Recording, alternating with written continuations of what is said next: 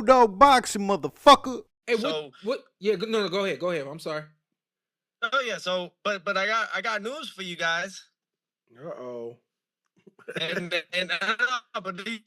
look, due to the fact that look, we're fighting May 2nd, and Canelo Alvarez is fighting May 3rd. They're gonna be going to Saudi Arabia 3 weeks prior to the fight. Right. So just so they can acclimate to the time zone, everything like that, right? Right. So it looks like we will not be training with them. Okay. Well, you put in some work with them already, though, right? Say again? I said you put in some work with them already, though, right? I mean, look, I was looking forward to going, leaving tomorrow actually to camp with them and everything, but they just felt like it wasn't enough time. Maybe they don't feel like maybe they just don't feel like I'm focused, which is pretty interesting. So it is what it is. Maybe it's just not the time frame for it, or maybe they wanted a longer duration, more than 2 weeks into camp with me. So what? Eddie Reynoso and Team Canelo let Teofimo Lopez go. Decide to no longer work or train Teofimo Lopez. But why? Right? Why let Teofimo Lopez go? That's the question that we're going to be unpacking in this video.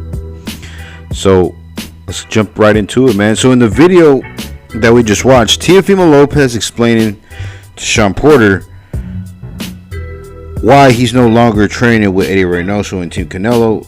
Teofimo Lopez, he low-key dry snitched on himself by saying that it might be because Eddie thinks that Teofimo Lopez isn't focused enough.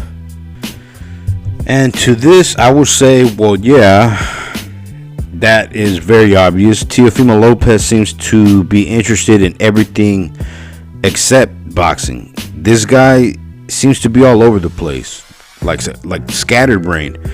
And the reason I think that Eddie Reynoso decided to cut ties with Teofimo Lopez, the biggest reason I think is for all of those corny ass banana and watermelon jokes that he be telling to black fighters, calling them monkeys and all this old corny ass shit.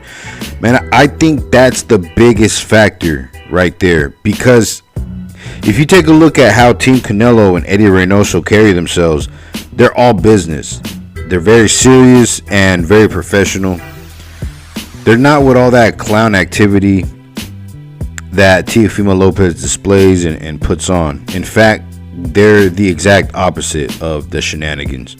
Eddie Reynoso, Team Canelo probably had a talk within themselves, figured working with the bigot like Teofimo Lopez would leave a stain on the brand.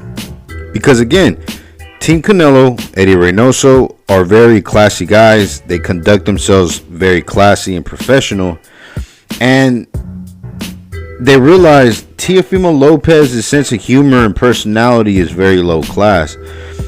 Canelo don't even trash talk unless it's warranted. So that's the biggest reason that I think that made Eddie Reynoso decide not to work with Teofimo Lopez going ahead. Another reason I think that Eddie Reynoso decided to sever ties with Teofimo Lopez was because of his father, Teofimo Lopez Sr. Because I seen an interview where Lopez Sr. was discussing his son training with Eddie Reynoso, and he was discussing the dynamic with the interviewer, and I hear Teofimo Lopez Sr. say that him and his son would be working alongside Team Canelo, and that he would still be the head coach because his son would never leave him. Now, I can see how that would be a problem right there, like a power struggle. If you're Eddie Reynoso, why would you want Teofimo Lopez Sr. next to you while you train your fighter? I think that played a part in driving away Eddie Reynoso, because to me, Eddie seems like he doesn't team up with other trainers or coaches. To me, Reynoso seems like, if you want me to train you, then you must trust me and let me take control, or this will never work. Besides, Teofimo Lopez Sr. looks just as, or if not more, obnoxious than his son. Can you imagine having Lopez Sr. in your ear while you're trying to train your fighter? Or in this case trying to train his son, he's talking about, hey, bro, that's not how my son fights, bro. Hey, papi, that's not how my son punches, bro. Eddie probably said, man, fuck both those guys. So, yeah, man, Eddie was like, I don't need this headache. And in fact, you really don't. Eddie Reynoso is the most paid and the highest earning trainer in the sport of boxing. But it is what it is, and it was what it was. However, I don't think this is all bad for Teofimo Lopez. I think that this was a blessing and a curse. And I know we're not talking about Ryan Garcia in this video, but this also applies to Ryan Garcia because he was also working with Eddie Reynoso. But as we all know, he's not working with Eddie Reynoso anymore. So this applies to Garcia as well. So peep game. I never liked either Teofimo Lopez or Ryan Garcia working with Eddie Reynoso. Although Eddie Reynoso is a great trainer, he helped get Canelo to where he is at today and everything like that, I never thought Eddie Reynoso was a good fit for guys like Teofimo Lopez and Ryan Garcia. Because Ryan Garcia and Teofimo Lopez, although they're Hispanic, they're very Americanized and don't speak no Spanish. When have you ever heard Ryan Garcia or Teofimo Lopez speaking Spanish? And Eddie Reynoso, he don't speak no English. So because of the language barrier, I can see how it would be very difficult for both Ryan Garcia and Teofimo Lopez to learn from Eddie Reynoso to the best of their abilities because of the language barrier. So this leads me to my next question.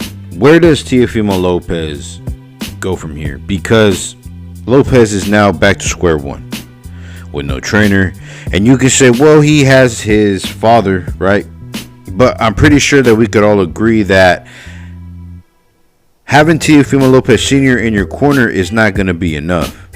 Because for me, Teofimo Lopez has been the same exact fighter for the past 4 or 5 years.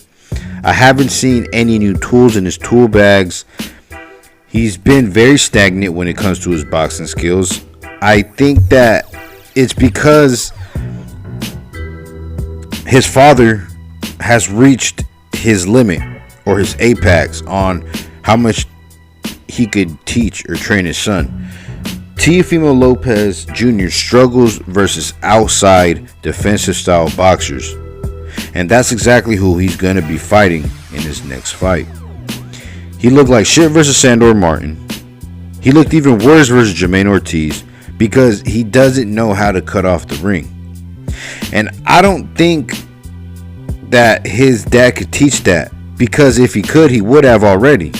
Arnold Barboza is not going to come in straight forward to Teofimo Lopez and start throwing punches in one spot like Steve Claggett did. Arnold Barboza is going to box laps around Teofimo Lopez, school Teo, beat Teo in a unanimous decision, because remember, this isn't a top rank show where they can save Teofimo Lopez from one of his fuck-ups or bad performances.